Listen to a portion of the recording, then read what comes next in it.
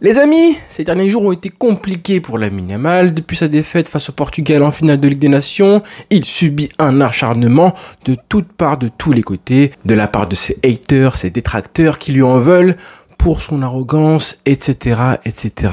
Et oui les amis, c'est ça le dur prix à payer quand vous êtes le meilleur joueur du monde. Mais il a fini la saison absolument carbonisé. C'est surtout ça que je voulais mettre en lumière pour parler de sa phase actuelle qui est un peu compliquée ces derniers jours. Après une saison XXL, certes oui, énormément de matchs, je crois plus de 60 disputés par le jeune de 17 ans qui a vécu sa première saison XXL à rallonge avec ce Barça d'Hansi Flick et cette intensité en tant que titulaire au Barça à 17 ans, cette saison évidemment a laissé des traces. Et je pense que c'est pour ça qu'aujourd'hui, Hansi Flick, comme Deco, comme Laporta, comme le club, comme le FC Barcelone en entier, pense à faire des recrues, pense à amener du sang neuf et des recrues pour enfin avoir un effectif riche et des doublures à chaque poste, notamment celle de Lamine Yamal. Parce que oui, il a 17 ans, oui, il est jeune, oui, il est frais, oui, il a encore envie de jouer tous les matchs. Et il sera amené prochainement à être un titulaire indiscutable qu'il joue de la première à la 95e minute.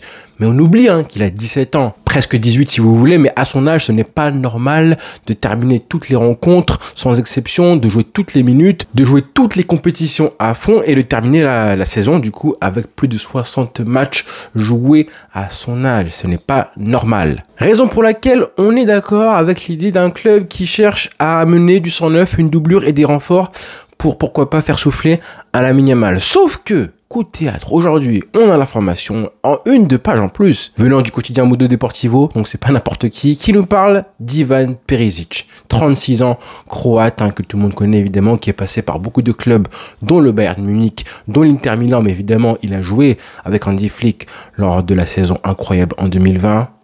Et bah oui les amis, c'est pas une blague. Le coach allemand voudrait faire venir le croate au FC Barcelone alors qu'il a un contrat qui se termine prochainement, là le 30 du mois avec le PSV. Il a joué cette saison en Eredivisie et selon l'article, il représenterait du coup une option low cost pour le Barça et l'attaque du club catalan, car il est expérimenté, polyvalent et évidemment qu'il a déjà joué sous les ordres d'Hansi Flick qui apprécie le joueur. Alors, comme je le disais, on est plutôt d'accord sur le fait que le Barça a besoin de renforts, notamment sur le poste de Lamine Yamal qui n'a pas de doublure, à part Ferran Torres, mais qui joue maintenant définitivement à ce poste de numéro 9. Sur l'aile droite, on n'a pas de doublure. Donc, on comprend évidemment que le club veut recruter un joueur à ce poste-là, en plus un polyvalent. On comprend aussi la volonté de ramener un joueur qui puisse jouer côté droit et côté gauche, ça c'est très bien aussi. On comprend la volonté du club de ramener un joueur d'expérience et non pas, pourquoi pas, un jeune de la Masia qui, parfois, vous avez des joueurs de la Masia qui sont intéressants,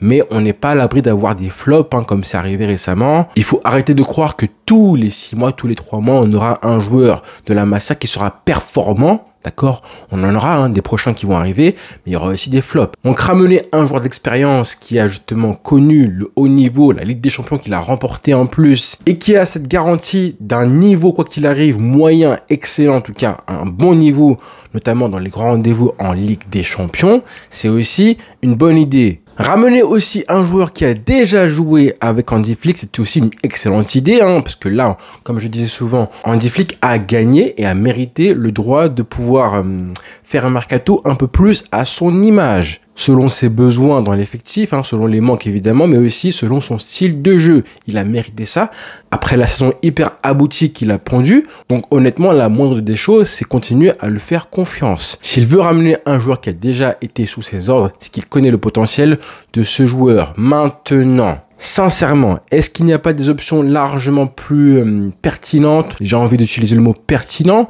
que monsieur Ivan Perisic, 36 ans, certes, oui, droitier, gaucher, ambidex, on sait pas trop tellement il est polyvalent, qui peut jouer à droite comme à gauche. Oui, il arrive en fin de contrat, donc ce sera un transfert gratuit avec en plus un salaire très réduit, d'accord. Mais sincèrement, les amis, Ivan Perisic, excellent joueur, absolument rien à dire sur lui. Ça, c'est typiquement le genre de transfert qui fait débat, qui fera débat.